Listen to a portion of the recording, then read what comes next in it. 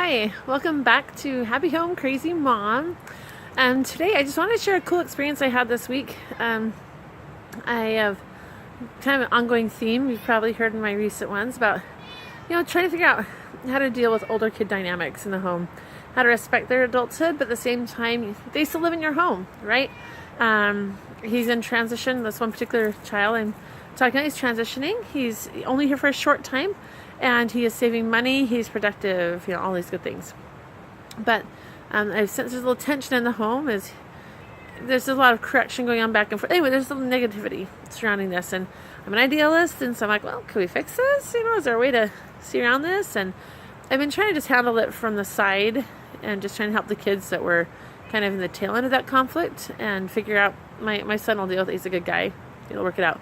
But it just things doesn't seem to be changing. It seems to be building up in resentment. So I've been praying and trying to figure out what I can do. And I kept having this thought come to mind that I should try to understand him, where he's coming from. So I went to my son the other day and I said, okay, tell me where you're coming from, because I can see that things aren't happy. What's going on?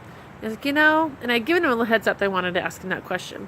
He said, I've been thinking about that and I just feel trapped here. I don't get to do what I want to do. You don't have a lot of requirements for me here, but I still don't have freedom to go back. I can't wait till I get out of here. I can't wait to have my own place. And I don't like all the restrictions and limitations that are here. And he was kind of going out the door. It was a quick one. And I said, okay, all right. I feel like I see you feel trapped and you just want to move out. And that's as soon as possible. Is that kind of what you're saying? He's like, yeah. And left it at that. And I was really hurt. Because I'm like, we have a nice house. Not as far as like spectacular, but as far as it's a good environment. He gets food, shelter.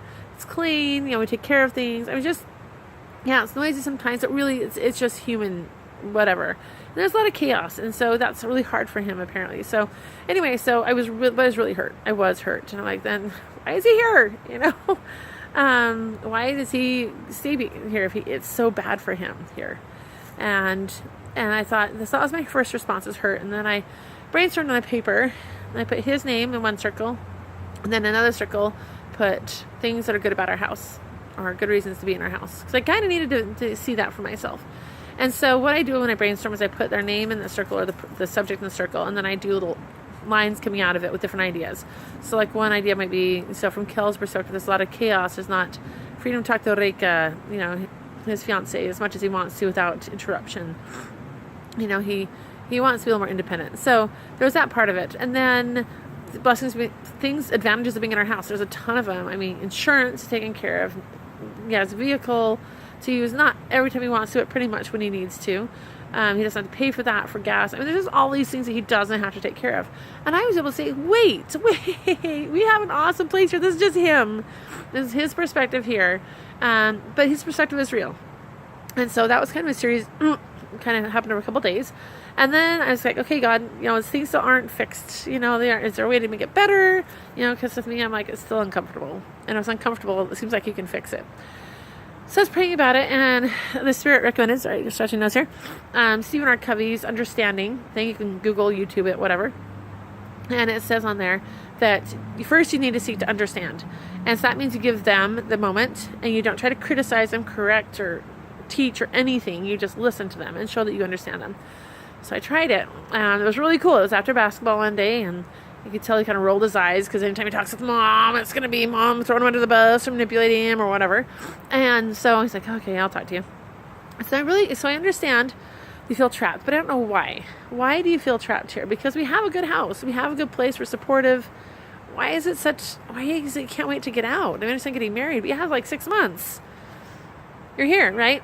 And it was cool because he really it wasn't cool. He shared a bunch of things, and some of them were hard, and I felt like I could fix them or teach, correct or see a different way of viewing, but I didn't say anything. And I didn't let it, I tried to really just understand where he's coming from, to really see it from his perspective. And afterward, nothing was really resolved. We were just kind of done, and I walked away. I'm like, so that's it. I don't know. He didn't ask to understand me, my viewpoint. So what came of this, right? But it was really cool, because that night we started moving some things around in the bed, so he'd have a little more privacy to himself. And started that night, and then all the next day we were kind of rearranging things, which meant a lot of disruption of the normally chaotic thing anyway. But anyway, at the end of the day, there are a couple things I was like, he hasn't really contributed today in these other senses. He's been talking to his girlfriend a lot, and taking care of some other stuff, but really be nice for him to contribute. And so what I did is I think, well, I'm going to Lions, then I'm going to go say, hey, would you mind helping with this and this? Not only did he help, he was happy. He's like, yeah, I'll do that. Yeah, I'll take care of that. I mean, it's completely polite and respectful, and our interactions have been kind and wonderful. So I'm saying it for understanding. If you try that, sometimes it just helps. Just because then you don't feel like enemies, I guess. I'm not sure why it worked. But try doing that. Try to seek understanding from them. Even if you don't feel like you're being understood. And even if they don't understand, God understands. He understands what you're going through. And maybe that's enough. Because things feel a little bit better now than they were before. So just some ideas for this week. Good luck. Try to think of all the good things you're doing. And 1 or 2 good things that are just awesome about your house. And why it'd be a great place to live for anybody. And you'll do great. So you're doing better than you think you are. And until next time, we'll see you later. Bye.